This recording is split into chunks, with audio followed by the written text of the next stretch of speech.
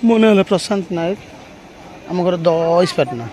କ'ଣ କହିବେ ଚାଲିଛି ଗାଁ ପଡ଼ାରେ ଯେଉଁ ଉଚ୍ଛେଦ ଏ ଉଚ୍ଛେଦକୁ ଆପଣ ଜନସାଧାରଣ ହିସାବରେ କିଭଳି ଦେଖୁଛନ୍ତି? ଶୁଣନ୍ତୁ, ଯାହା ଗଭର୍ଣ୍ଣମେଣ୍ଟର ଯଦି କିଛି ଭଲ ଜିନିଷ ଆସିଛି ହେବା ପାଇଁ ଆମ ଏରିଆରେ କିଛି ଅସୁବିଧା ନାହିଁ, କିନ୍ତୁ ଏଇ ଯେଉଁ ଗରିବ ରହିଲା ମୋତେ ହେଲାଣି ଆଜ୍ଞା 41 ବର୍ଷ। ମୁଁ ଛୁଆବେଳେ ଦେଖିଯାଉଛି ଇଏ ଜାଗାରେ ଏମାନେ ଅଛନ୍ତି। ତେଣୁ ଯଦି କ'ଣ କିଛି ଗଭର୍ଣ୍ଣମେଣ୍ଟର ସବୁ ଜିନିଷ ଭଲ ହେବା ପାଇଁ କି ଆମର ଲୋକାଲ ଲୋକଙ୍କ ପାଇଁ କିଛି ବେନିଫିଟ୍ ଏଠାରେ ହୋଇପାରୁଛି ହଉ, କିନ୍ତୁ ଏମାନଙ୍କୁ ସେମାନଙ୍କର ଠିକ୍ସେ ରହିକି ରହିବା ପାଇଁ ଥଇଥାନଟା ଠିକ୍ରେ କରିକି ଠିକ୍ କରିବାଟା ଠିକ୍।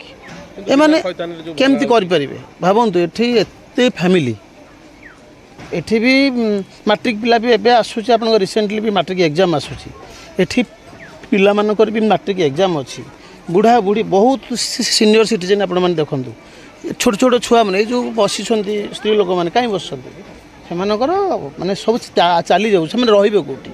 ତେଣୁ ଏ ଜିନିଷଟା ଠିକ୍ସେ ପ୍ରଶାସନ ଠିକ୍ସେ ଅନୁଧ୍ୟାନ କରୁ, ଏମାନଙ୍କୁ ଠିକ୍ ଭାବରେ କେଉଁଠି ରହିବା ପାଇଁ ବ୍ୟବସ୍ଥା କଲା ପରେ ଭାଙ୍ଗିଲେ ଜିନିଷଟା ସୁସୁନ୍ଦର ଲାଗିବ।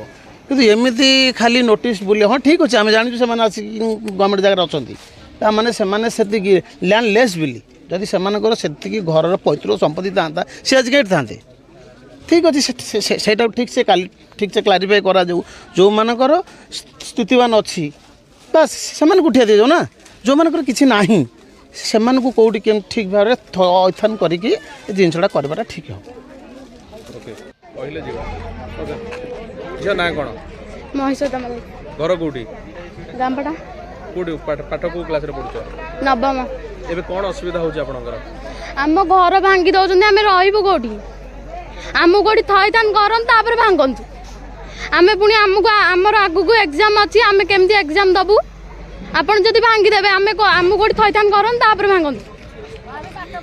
ଆମେ ପାଠ ପଢ଼ିବୁ କେମିତି? ସତ ଏଇଟା ମୁଁ କହୁଛି, ଆମେ ଆଗକୁ ଏକ୍ଜାମ୍ ଦେବୁ କେମିତି? ଆମେ ଆଜିକି 5-6 ଦିନ ହେଲା ଖାଉନୁ, ଆମ ଭବିଷ୍ୟତ କ'ଣ ହେବ? ସରକାର କହୁଛନ୍ତି ସମସ୍ତେ ପଢ଼ିବେ, ତାହେଲେ ଆପଣଙ୍କ ପାଇଁ ଏମିତି ଅବିଚାର କାହିଁକି ସରକାରଙ୍କର? ସରକାର ଯଦି କହୁଛନ୍ତି ପିଲା ପଢ଼ିଲେ ପଢ଼ିବେ, ତାହେଲେ ଆମକୁ କାହିଁକି ଏଠି ଉଠାଉଛନ୍ତି? ଆମେ କେମିତି ରହିବୁ? ଆମକୁ ଥଇଥାନ କରନ୍ତୁ, ଆମେ ପଢ଼ିବୁ। ଶୀତ କାକରରେ ରହିବେ କେମିତି? ଖାଇବେ କ'ଣ? କେମିତି କ'ଣ ହେବ? ଆମେ ଶୀତ କାକରରେ ଆମେ ଆଗରୁ ଥିଲୁ, ଆମେ ଖାଉଥିଲୁ, ଆମେ ଖଟୁଥିଲୁ ଖାଉଥିଲୁ, ଆମ ବାପା ମା ମାନେ ଖଟୁଥିଲେ ଖାଉଛୁ ଆମେ ରହିବୁ କେମିତି? ଯେ ଆମର ଏଇଟା ଆମକୁ କେଉଁଠି ଥଇଥାନ କରାନ୍ତୁ, ଆମର ଏତିକି ଜୁହାରି, ଆମେ ଛୋଟ ଛୁଆ ଆପଣଙ୍କ ଗୋଡ଼ ଭରିକା ଧରୁଛୁ, ଆମକୁ କେଉଁଠି ଥଇଥାନ କରାନ୍ତୁ। ପାଠ ପଢ଼ିକି ଯେଉଁ ବଢ଼ିବାର ସ୍ୱପ୍ନ ଥିଲା, ଆମକୁ ତ ଏଇଟା ଲାଗୁଛି, ନିଶ୍ଚିତ ଲାଗିବ। ଆମେ ଆଜିକି କେତେ ଦିନ ହେଲା ସ୍କୁଲ ବି ବନ୍ଦ କରିଦେଇଛୁ। କେତେ ପିଲା ପାଖାପାଖି ଷ୍ଟୁଡେଣ୍ଟ ମାନେ କୋଉ କ୍ଲାସରେ ସବୁ ପଢୁଛନ୍ତି? ପ୍ରାୟ ଏଠି ପ୍ରଥମରୁ କଲେଜ +2 ସେକେଣ୍ଡ ଇୟର ସମସ୍ତେ ଏଠି ଅଛନ୍ତି, ସମସ୍ତେ ଏବେ ବି ପଢୁଛନ୍ତି। କ'ଣ ହବ ଏବେ ଆପଣଙ୍କ ଭବିଷ୍ୟତ ବର୍ତ୍ତମାନ ପାଇଁ? ଆମ ଭବିଷ୍ୟତ ଥିଲା ଯାହା ଅନ୍ଧାର ତ ହେଇଗଲାଣି ଅଲରେଡି, ଆଉ ଏଠି ତ ଭାଙ୍ଗି ସାରିଲା ପରେ ଆହୁରି ଅନ୍ଧାର। ଆଉ ଯେଉଁ କହୁଛନ୍ତି ସରକାର ପିଲା ପଢ଼ିବେ, ସେଟା ତ ଗଲା, ସବୁ ଉଠେଇ ଦେଉଛନ୍ତି, ଆମେ କୋଉଠି ରହିବୁ?